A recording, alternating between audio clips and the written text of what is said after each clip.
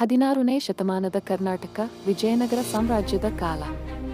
ವಿಜಯನಗರದ ಮಹಾ ಸಾಮ್ರಾಟ ಕೃಷ್ಣದೇವರಾಯನ ಕಾಲದಲ್ಲಿ ಅವರ ಶತ್ರುಗಳು ಸಾಮ್ರಾಜ್ಯವನ್ನು ದುರ್ಬಲಗೊಳಿಸಲು ನಿರಂತರವಾಗಿ ಪ್ರಯತ್ನಿಸುತ್ತಿದ್ದರು.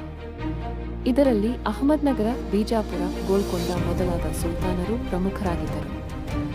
1529ರಲ್ಲಿ ಕೃಷ್ಣದೇವರಾಯನ ಮರಣದ ನಂತರ ಸಾಮ್ರಾಜ್ಯ ನಿರ್ಬಲವಾಯಿತು.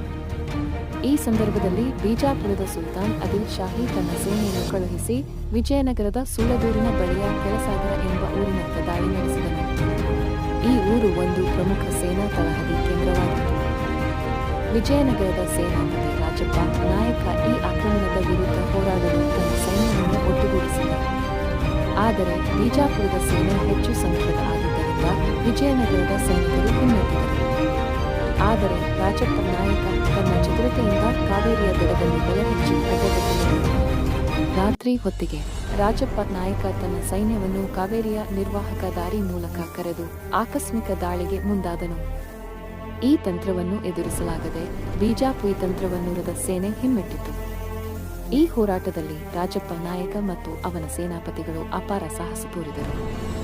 ಕೆಲಸಾಗರದಲ್ಲಿ ನಡೆದ ಈ ಯುದ್ಧ ವಿಜಯನಗರದ ಬರಿವಿಡಿಯಲ್ಲಿ ಒಂದು ಪ್ರಮುಖ ಘಟನೆಯಾಗಿ ಉಳಿಯಿತು.